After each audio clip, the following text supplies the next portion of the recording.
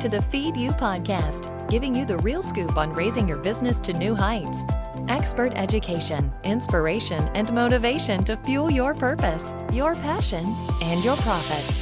Here's your host, Elisa Connor.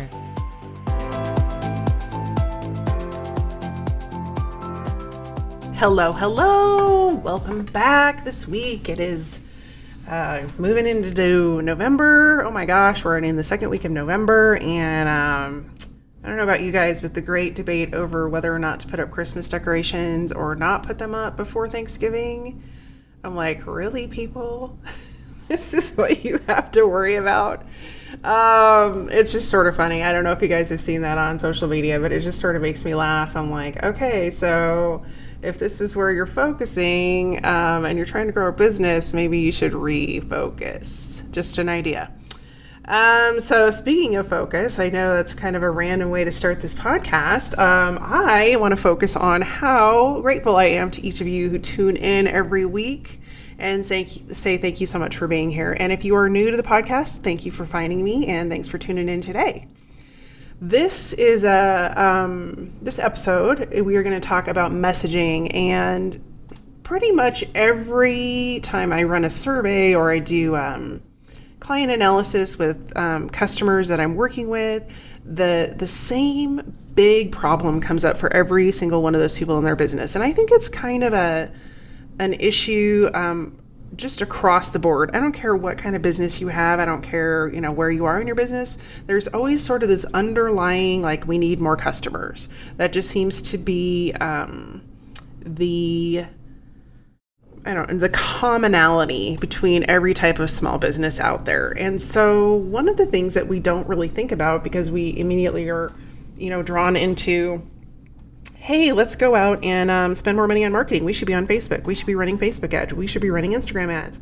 And, all of these different tactics out there instead of where we should be focusing, which is on our customers. And so one of the best ways to do that is to look at our messaging. And so I wanted to walk through, I have, let's see here, five tips for you on messaging. And this is the beginning part of what I do with my clients when I work with them on messaging.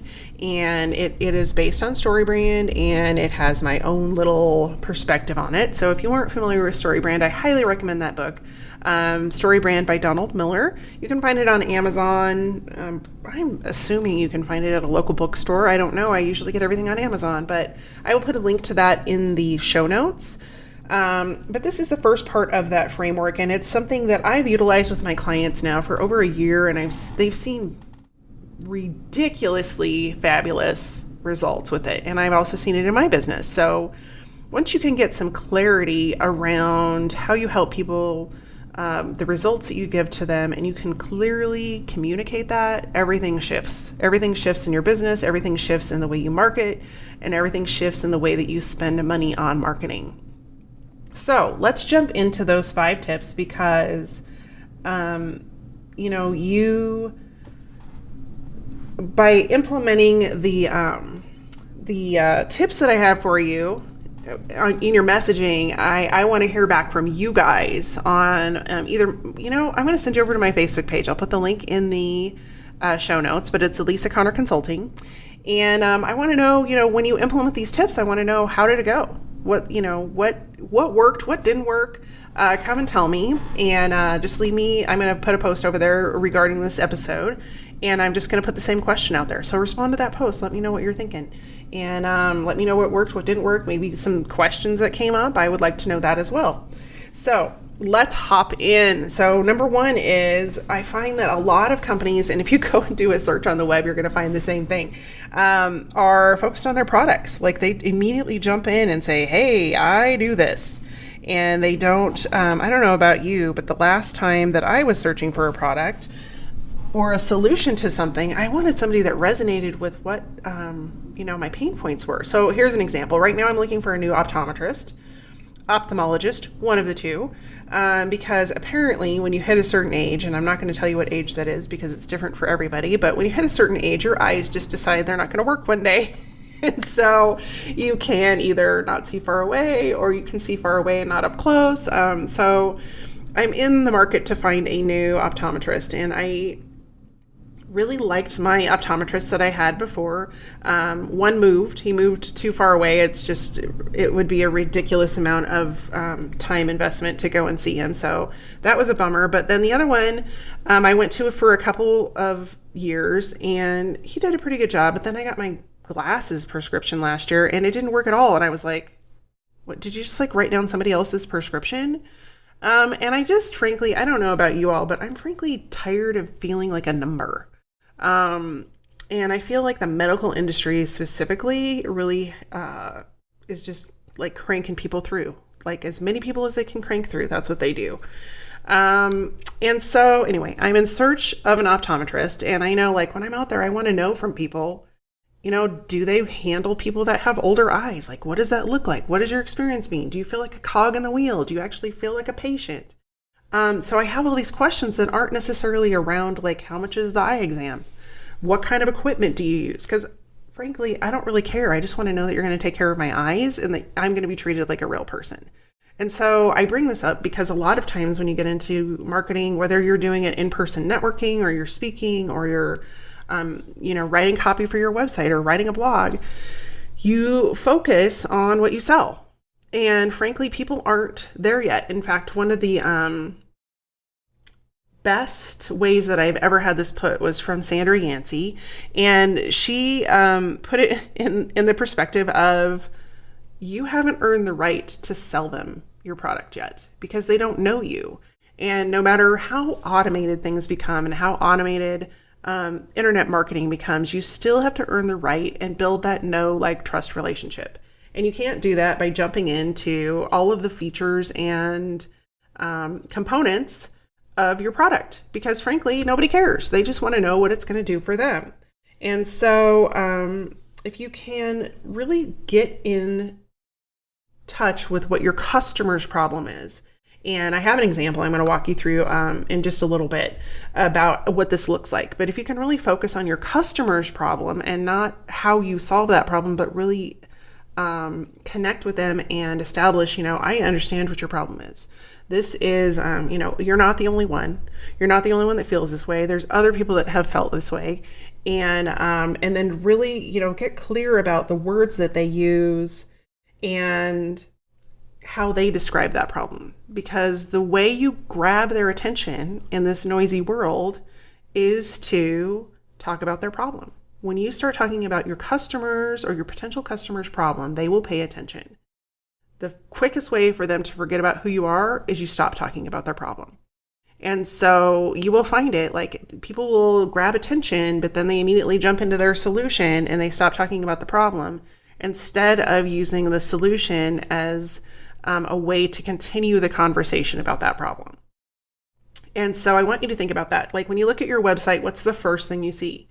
Is it a solution that you have, we build WordPress websites. Let's just use that for an example. Is that the first thing that's on? Because people don't care. They don't care what kind of website. They don't care what kind of platform. They don't care that you build a website. They want to know, are you going to build the website they want? Are you going to be able to create the experience they want for their customers? Are you going to be able to create the website that is easy for them to use and update?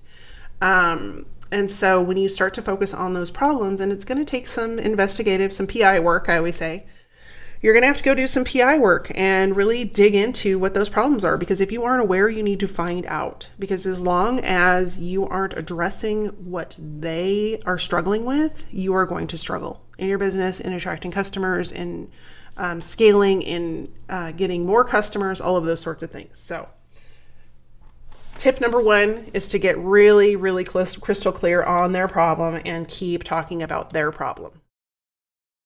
And then number two is, and this is going to sound very contradictory because I just said to focus on their problem, but you want to get out of the doom and gloom. You don't want to focus too much on the negativity of that problem. You just want to relate that you understand the problem, you understand the hiccups, you understand what they're struggling with, but not go down the path of gloom and doom. Because when you do that, one, energetically, and I talk about energy quite a bit on this podcast, but energetically, that's where the energy will go. And it's really hard to bring it back up and regulate it and make it more positive when you go down the tunnel of doom and gloom and everything is horrible and blah, blah, blah, blah, blah. And so, you don't want to focus too much on, you'll never find, so here's an example. The example that I have for you guys, I'm actually going to walk through this story really quick because it's going to help go through the different components. So my oldest son wears a size 15 shoe, and it is not difficult to imagine that it is really hard to find him shoes. You go to the shoe store and there's, maybe 2 pairs. The size 15 is pretty huge. In fact, we sometimes joke and we're like, oh, the boats have landed. We've got to park the yachts, because they're really big shoes. And so needless to say, if you have, either really big feet or really small feet, you struggle with finding shoes. They just don't make a lot in that size. And so it can be really frustrating for him because he's a teenager and he wants to have, something fashionable, something that's in, Nikes are still a cool thing. And so you go and get Nikes and you might get these really ugly ones that they would probably wear.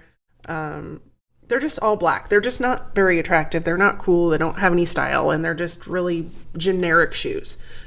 I'm grateful that they had his size, but it's not really what he wanted. He just wanted to be able to express his personality.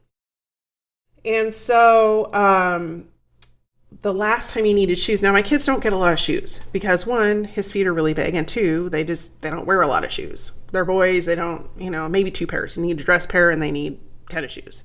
And then maybe snow boots. So, they don't get shoes very often. And so for me, I'm like, if shoes last 6 to 12 months at our house, I've gotten my money out of them. And so he came to me and he said, hey mom, Nike has this new thing where you can design your own shoes. And I was like, oh, well, so my first question is how long does it take to get them? Because you have a hole in your shoe. It only takes a week. It takes 10 days max. And I was like, okay, well, that's reasonable. And I'm like, okay, so how much is this going to cost? Because, Nikes are pretty expensive. He goes, mom, they're maybe 10, 20 bucks more than what it would be to get regular shoes. And I'm like, oh, that's a no-brainer.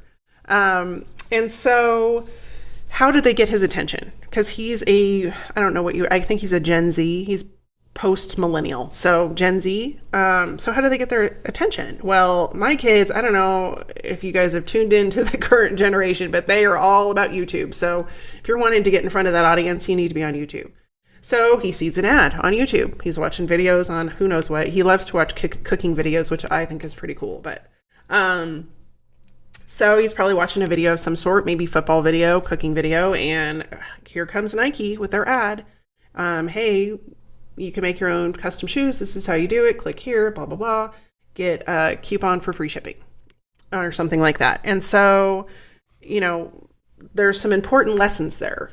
1, are you getting in front of your audience? 2, are you grabbing their attention by focusing on something that is considered a problem? So for him, it's big shoes. That's a problem. And then, you have the minuses of okay, so how much is that going to cost? Because, the moms are actually the people being marketed to. So the kids have to come and ask the moms moms and dads for the money to buy the shoes. And so, the price is going to be an issue, shipping, and then delivery time is going to be an issue.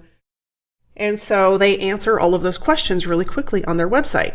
Oh, this is how you order it. Here's all the choices. And there's tons of choices for these custom shoes. You can go in and you can change them around. You can make them different colors. You can, all this stuff. And it's actually a really cool program.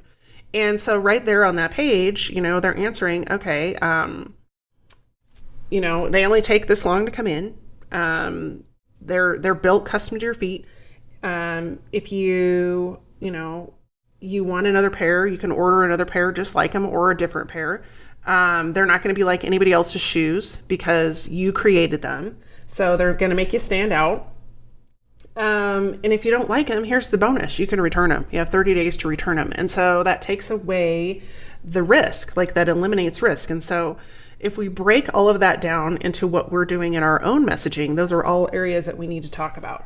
And so I'm hoping that story will help as we walk through these other components. So when you're spending a lot of time, so you notice how Nike addressed the problems, but in a very positive way. And so let's take, for example, we don't have your size. So they solve that problem by saying, hey, it doesn't matter what size you wear because we're going to make these shoes custom to your feet. And, maybe you can't find your size. No problem. We've got it because we're making them for you. And then, maybe another problem is, you can never find shoes that have style. Well, we've got that handled. Or you can't wait forever for the shoes to get here because you have a hole in yours. No problem. They're going to be there in 9 days. So they've thought about like all of those things that would come up. Well, what if I get them and I don't like them? Not a problem. You can return them. You have 30 days. So when you're looking at your own messaging, you don't want to spend too much time on the negatives, but you do want to address them. And those are all kind of objection issues that you want to look at the objections and you want to say, hey, they might say this. So let's use another example. Let's say you are a chiropractor, and I have a lot of clients that are chiropractors. So when we look at the objections that would come up, one could be, I'm worried you're going to be out of my insurance policy. Hey, no problem. Here's the insurance policies that we handle. You can always call our office and we will answer, specifically about your policy. But in all, worst case scenario is if we don't take your insurance, we offer a different discount for people that pay cash.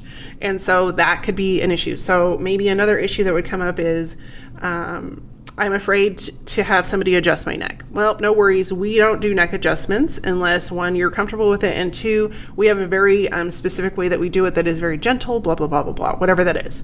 So look at those objections that would be coming up for your specific business, and I would say you could even brainstorm what those are, and then we want to address those in your messaging right on your website, because if you can weave that in and tell it as part of the story, people are going to feel reassured and they're going to want to take the next step with you.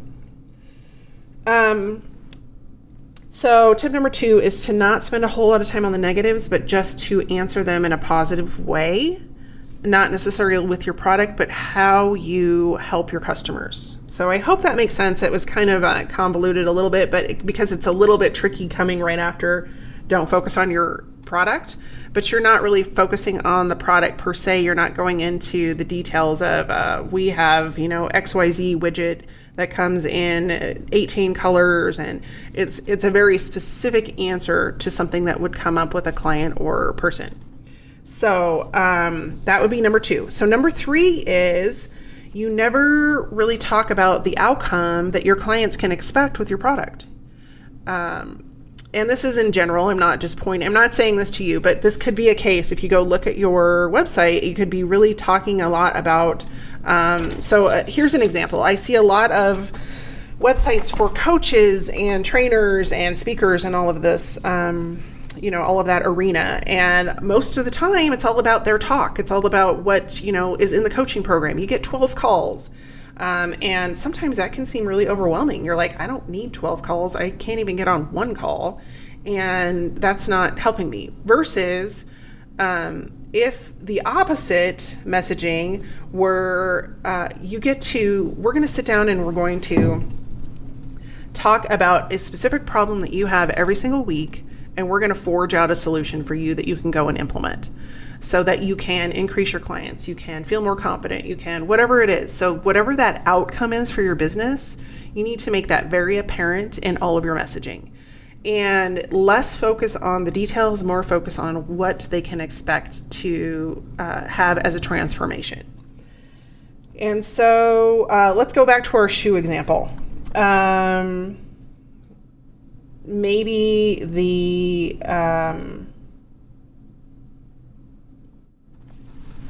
shoe company, I'm just trying to think of a shoe company off the top of my head, which is why I'm sort of pausing here. But, if there's a shoe company, for example, let's just use Amazon. If you're going to go buy shoes on Amazon, you may type in size 15 shoes. Well, you're going to get what they have, and you're not going to get the option to make some really cool shoes. You're not going to get the option to have something specialized. You're not going to get the option to have something stylish. Size 15, you're going to be like, oh, here's your choices. Oh, no, we really don't have it in that size. Or bummer, you're going to have these ugly old man shoes because that's what we have in a size 15. And we'll lower the price. That's a great one here. So you may have all the products in 15 different colors and 13 sizes, but they're not my size. They're not stylish. But we'll give you these size 15 for a lower price because those are the only ones we have. And I've had this happen. Like we went to Foot Locker and they're like, yeah, these are the only ones we had, but they're discounted. And I'm like, yeah, but they're hideous. And so thinking about, what the outcome is that my son wants really cool shoes. And you're not able to provide those. However, if we order them from Nike directly, he can get really cool shoes. And so then when you're looking at your competitor, and this is Foot Locker who sells Nike, but they're not able to offer that same service because they're not the manufacturer. So how do you stand out a little bit from your competitors? And this is something that I'm sure Nike has thousands of people focused on and millions of dollars focused on is, how do we surge ahead of the competition because we want to solve their problem. And so, and this is the outcome. They have really cool shoes. People comment on them. You get to be, you can run faster. You can, whatever it might be. And so focus on, that outcome for your clients. So let's go back to the chiropractor example.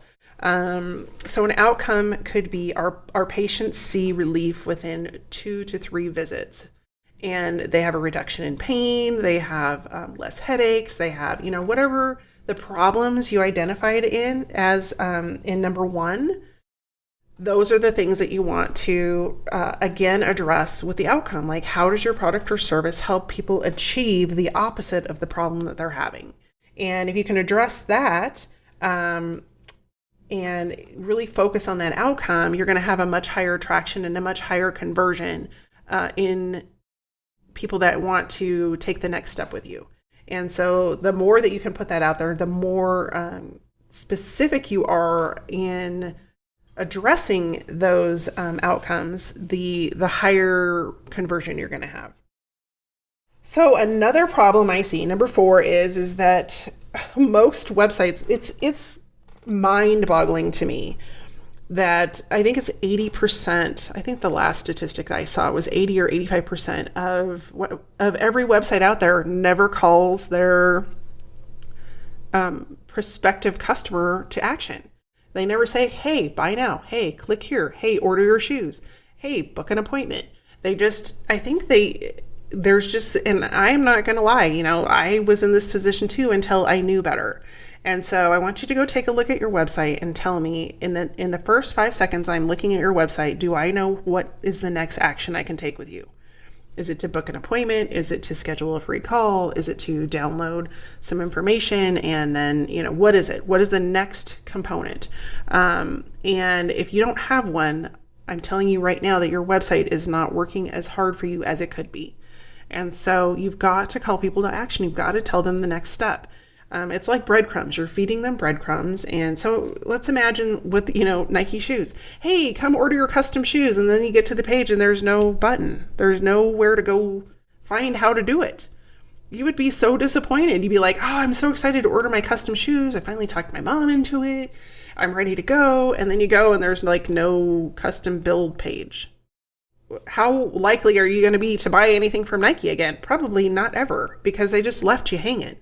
And so go look at your current website and tell me, come over to my page, Elise Connor Consulting, and, comment on the post that I'm going to put up to go with this episode, and comment and tell me how many, how hard was it for your customers or prospective customers to find out how to do business with you, to find out what the next step is. And a lot of times people go, oh, I have a download. Well, that's great. But what if they don't want that download? What if they just want to talk to you? What if they just want to book an appointment? What if they just want to get in and see you? They're ready. Like, have you made it easy for them to take that action? And if you haven't, then you have a little bit of adjustment to do on your website. So that's number 4. And the other example that I had written down is that you go and you invite everybody to a party, and then you don't tell them when it is, where it is, what to bring, what to expect. Will they be having dinner? So you don't want to invite everybody to a party and then just go, okay, and just leave them hanging, because hello, that's not cool. So that's number 4. And then the last point, and then after this point, I have 3 takeaway questions for you to go and journal about. And I will actually post those as separate posts on my page. So if you don't catch them because you're listening to this on the go, head over to my Facebook page and you can check out those questions and answer them if you so choose. If not, you can, write them out and journal and keep it to yourself. But it is always nice to get feedback. So but number 5 is that you spend a lot of time talking about your products and solutions.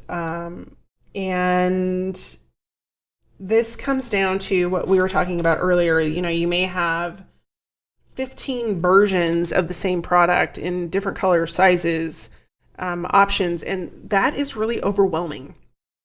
If a client or a customer comes in and they know what they want, but you are overwhelming them with all of the different options, you aren't, again, connecting to their problem. You aren't giving them a solution specifically to them. You're giving an overall solution and hoping that one of those things fits. What they really want is somebody to take their hand and guide them to the solution that is best going to work for them. And so let's use this as an example. So say you have a marketing firm and you offer social media marketing, and you offer email marketing, and you offer website content and creation, and you offer branding, and you have all these things. Well, if somebody comes to you and they specifically want branding, and they sign up for a branding download, so maybe it's, creating your first mood board. I don't know, just throwing something out there. And they get that download, and then they're working on their mood board, and they're like, oh, this is harder than I thought, but you haven't added a call to action at the bottom. So they forgot where they got this, because they've had 15 other things come across their desk, and they've signed up for every option they could come up with. And then they start getting emails, but they're about sales funnels. Well, there's no connection. They're like, who is this person? Why are they emailing me? And I'm working on my brand, so I don't care about sales funnels right now. There's no connection there. And so you're trying to give them a sales funnel solution to their branding problem, and they don't want a sales funnel solution to their branding problem because that's not where they are at in their process. And so when you're throwing your sales funnel solution at them, they're going to tune out. They're probably going to unsubscribe, and they're going to be annoyed and go, I don't even know what that person was talking about or how I got on their list, but I went off. So be the person that guides them through, here's a perfect, if we're using that example. So you want to work on your brand so you can become noticed. However, once you become noticed, where are you going to take those people next? Well, we've got to take them to your website. Well, is your website working for you? Is your messaging working for you? No, not really. Okay, so we probably need to do a little bit of work there. So once you have your website figured out, what's next? Well, I don't know. Well, do you want them to go to a product? Do you want to talk with them in person? What are all those things? Well, then you come back around and go, oh, by the way, that's the sales funnel. Grab your attention, connect with your people, convert them into customers. And so if you aren't, connecting the dots for them and leading the breadcrumbs for them to get to sales funnels, they're never going to make the leap. And so you've got to guide them along that path and guide them along that process and make sure that they understand the connection so that you're not just coming out of left field with whatever you're offering as a solution. So those are the top 5. I'm just going to recap them really quick. You need to focus on the problem that they have. You need to spend a little less time on the negatives, but really answering objections. So less on the negative, more answering objections. Number 3 is you need to focus on the outcome or results that they're going to have by using your product or service or working with you. You need to call them to action and not just assume that they know what the next action is, because they do not. And you need to, the final one, oh my gosh, I'm losing my voice. The final one is that you need to be a guide to them to lead them to the solution that's going to get them the outcome that they want. So I promised you 3 questions that you could ask yourself whenever you're creating new messaging around, this could even be for content, or it could be for your website, or it could be for a launch, whatever you're going to do. But these are 3 relative questions that you can ask yourself over and over again, depending on where you are in your business, and your business will evolve as you evolve. So number 1 is, who does your client want to become after they purchase or work with you? And so if we go back to the shoe example, like who does Riley really want to become? He wants to become the cool kid. Like, he wants people to notice that even though he has really giant feet, I mean, he's pretty hard to miss anyway, but he, when you are 6'4" and gangly, and you kind of just want to fit in any way you can. And so I want cool shoes. And so by having cool shoes, I'm going to be the cool kid.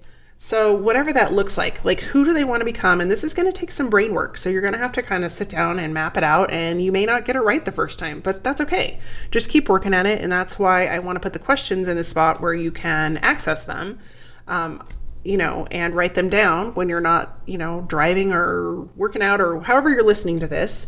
You may not be in front of paper. So if you're not, the first question that I'm going to post on my Facebook page is, who does your client want to become after they work with you?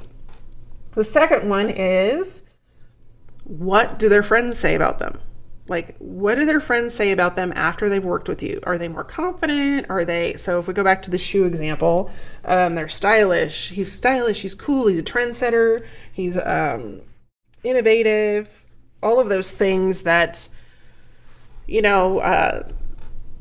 you could associate with wearing custom Nikes. So, what does that look like for your customers? What does that look like for your business? How do they want to be known? What do their friends say about them? And then the last one is what does success look like for them overall? So if we go back to the shoe example, success in this specific instance is that they have really cool shoes, and everybody admires their shoes, and they're talking about them, and they're saying they look really cool, and they feel more confident, and they're feeling, as a teenager, it's really hard to feel confident anyway. You feel pretty awkward, but any little boost of confidence you can have, let's do it. So that was sort of funny because that's what Nike says, just do it. Anyway, totally not planned. So those are the 3 questions. Again, who does your client want to become? What do their friends say about them? And what does ultimate success look like? And if you can answer those 3 questions for your own product or service, you're going to have bigger results quicker. And you're going to actually get to work with the people that you really, really want to work with. So that's what I have for you this week. Next week, we are talking about creating processes for your business. And as we round out the year, this is really important because oftentimes you see a slowdown this time of year. For me, it's kind of crazy, but in order to scale and grow your business, you really have to get your processes down. And this is something that I'm working on. It's something that has become a priority for me to finish before the end of the year. I have some very specific tasks that I'm processing out. So I want to share with you what I'm learning, and specifically around those processes, so that I can hire out help to assist me with those processes so that I can scale and grow. So that's what I have for you this week. Thanks so much for tuning in. I appreciate you being here. Have a wonderful week. And again, check out the Facebook group, which is facebook.com Elisa Connor Consulting. And I will put the link in the show notes, which you can find on my website at elisaconnor.com/62. I'll see you next week. Have a wonderful week.